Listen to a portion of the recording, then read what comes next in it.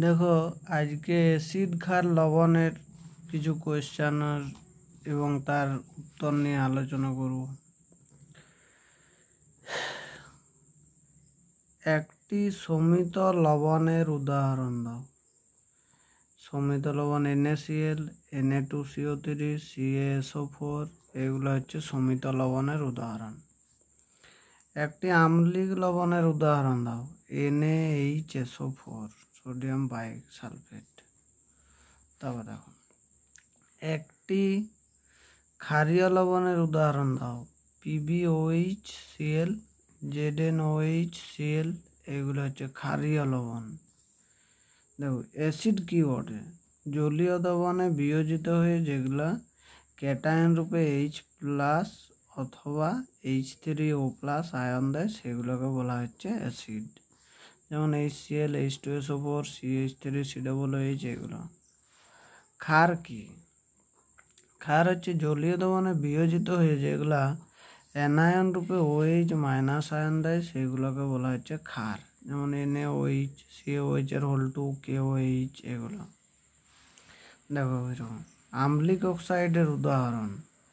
আম্লিক oxide CO2, SO2, P2O5 এগুলো পরীক্ষায় পড়ে থেকে।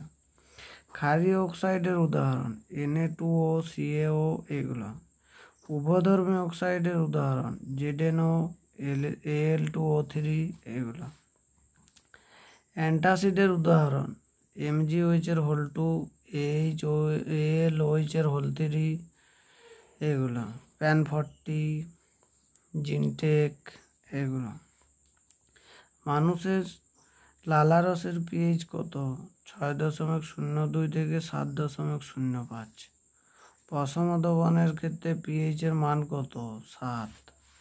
আম্লিক দ্রবণের ক্ষেত্রে pH এর মান কত? 7-এর কম, 0 পর্যন্ত হতে পারে।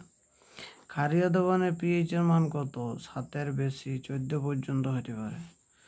একটা তীব্র অ্যাসিডের নাম বলো। নাইট্রিক অ্যাসিড আমরা জানি HNO3, হাইড্রোক্লোরিক অ্যাসিড HCl এগুলো হচ্ছে তীব্র অ্যাসিড। দেখো কতগুলো নির্দেশক আছে যেগুলার অ্যাসিড বর্ণে দ্রবণ আর ক্ষার দ্রবণে বর্ণ, অ্যাসিড দ্রবণে বর্ণ, ক্ষার দ্রবণে বর্ণ আর পশম দ্রবণে বর্ণ এগুলো জানতে হয়। কোন সময় কোনটা কিভাবে কোয়েশ্চেন পড়ে সেই রকম।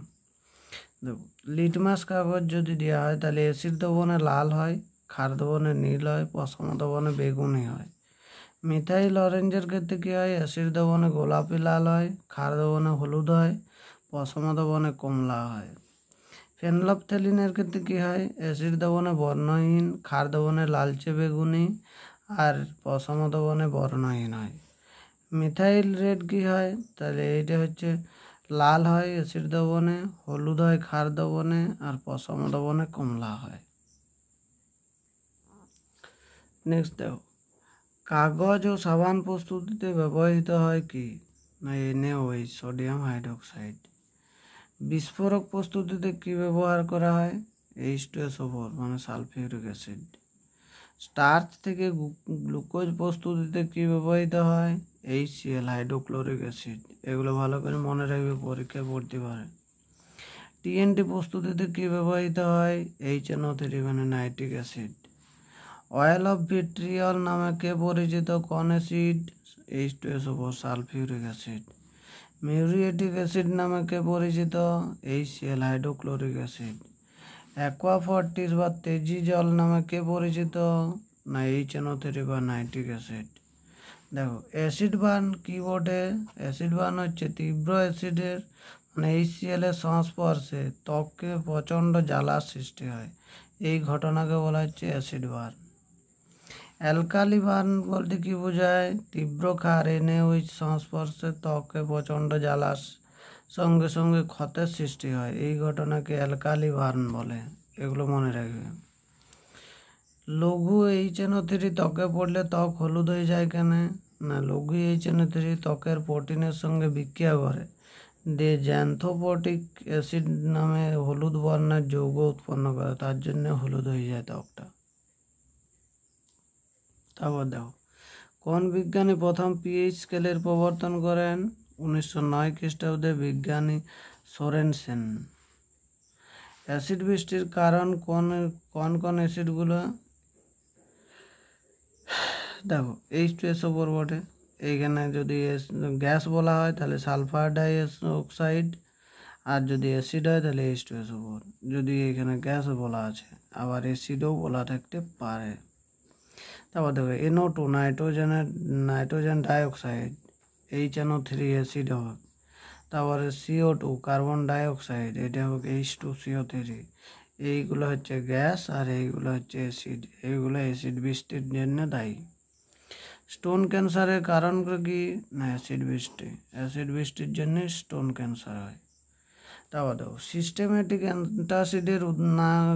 অ্যান্টাসিডের কারণ কি? সিস্টেমেটিক অ্যান্টাসিডের কারণ যে সকল অ্যান্টাসিড সহজে দ্রবীভূত ও শোষিত হয়ে বিশেষ নিয়মে কাজ করে, দেহে অ্যাসিড ও ক্ষারের ভারসাম্য নষ্ট করে, সেই প্রকার অ্যান্টাসিডগুলোকে বলা হচ্ছে সিস্টেমেটিক অ্যান্টাসিড। যেমন সোডিয়াম বাইকার্বনেট, সোডিয়াম সাইট্রেট, এইগুলো। নন সিস্টেমেটিক অ্যান্টাসিড কি বটে? কি এগুলো কাদেরকে বলা হয়? যে প্রকার অ্যান্টাসিডগুলো অদ্রাব্য এবং দেহে কম পরিমাণে শোষিত হয়, বিশেষ কোনো নিয়মে কাজ করেনি, শুধুমাত্র পাকস্থলীতে উৎপন্ন অতিরিক্ত অ্যাসিড প্রশমিত করে, দেহে অ্যাসিড ও ক্ষারের ভারসাম্য বজায় রাখে, সেগুলো হচ্ছে নন সিস্টেমেটিক অ্যান্টাসিড। যেমন ম্যাগনেসিয়াম হাইড্রোক্সাইড, অ্যালুমিনিয়াম হাইড্রোক্সাইড, এগুলো। তারপর দেখো Gelusil, পলিক্রল, Digene, milk of magnesia, এগুলো কি বটে? এগুলো হচ্ছে ওষুধ, এবং এই ওষুধগুলো হচ্ছে অ্যান্টাসিডের উদাহরণ। তারপর দেখো বিলীয়মান রং কি বটে? অ্যামোনিয়া জলীয় দ্রবণে NH4H ফিনলফথেলিন যোগ করলে দ্রবণটা গোলাপি বর্ণ ধারণ করে, এইটাকে বলা হচ্ছে বিলীয়মান রং। অ্যামোনিয়া জলীয় দ্রবণে NH4OH ফিনলফথেলিন যোগ করলে দ্রবণটা গোলাপি বর্ণ ধারণ করে, এইটাকে বলা হচ্ছে বিলীয়মান রং। নেক্সট দেখো অম্লরাজ বা রয়্যাল ওয়াটার কি বটে? অম্লরাজ 1 আয়তন গাঢ় HNO3 আর 3 আয়তন গাঢ় HCl এর মিশ্রণ হচ্ছে অম্লরাজ। এটি কি কাজে ব্যবহার করা হয়? এটা সবাই জানো তোমরা, সোনা, প্ল্যাটিনাম প্রভৃতি দ্রবীভূত করতে ব্যবহৃত হয়। মানে গয়নার দোকানে সোনার জহুরি যারা কাজ করে তাদের ক্ষেত্রে এই অম্লরাজটা বিশেষ কাজে লাগে আর কি। তারপর দেখো ধূমায়মান নাইট্রিক অ্যাসিড বলতে কি বোঝায়, কি বটে? গাঢ় HNO3 সঙ্গে স্বল্প পরিমাণ স্টার্চ মিশিয়ে পাতন করা হলে নাইট্রোজেনের বিভিন্ন অক্সাইড মিশ্রিত হলুদ বর্ণের যে দ্রবণ পাওয়া যায় তাকে বলা হচ্ছে ধূমায়মান নাইট্রিক অ্যাসিড। তারপর দেখো দইয়ে কোন অ্যাসিড থাকে? ল্যাকটিক অ্যাসিড থাকে।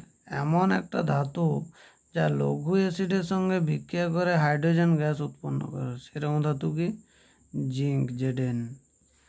কার্বনেট ও বাইকার্বনেট লবণের সঙ্গে অ্যাসিডের বিক্রিয়ায় কোন গ্যাস উৎপন্ন হয়? Carbon dioxide, CO2। জিঙ্কের সঙ্গে গাঢ় H2SO4 এর বিক্রিয়ায় কোন গ্যাস উৎপন্ন হয়? SO2, sulphur dioxide. স্বর্ণকারদের দোকান থেকে কোন অ্যাসিড নিঃসৃত হয়? NO2, nitrogen dioxide. কোন গ্যাস? এটা অ্যাসিড, কোন gas? Sulphur NO2, nitrogen dioxide. তারপর দেখো একটি হাইড্রোক্সাইড গঠিত ক্ষারকের উদাহরণ দাও যা জলে অদ্রাব্য। AlOH এর হোল তৈরি, অ্যালুমিনিয়াম হাইড্রোক্সাইড। AgNO3 দ্বারা শনাক্ত করা যায় কোন অ্যাসিডকে? HNO3 কে। BaCl2 দ্বারা শনাক্ত করা যায় কোন অ্যাসিডকে? H2SO4 কে। তারপর দেখো একটি হাইড্রোজেনবিহীন অ্যাসিডের নাম কি? BF3-, boron trifluoride. তারপর দেখো HCl কি ধরনের অ্যাসিড? বিজারক অ্যাসিড বটে এটা। এটা মৃদু জৈব অ্যাসিডের উদাহরণ CH3COOH, মানে অ্যাসিটিক অ্যাসিড। আপাতত এই পর্যন্ত। নেক্সট ভিডিওতে পরবর্তী আরও কিছু গুরুত্বপূর্ণ কোয়েশ্চেন নিয়ে আলোচনা করছি।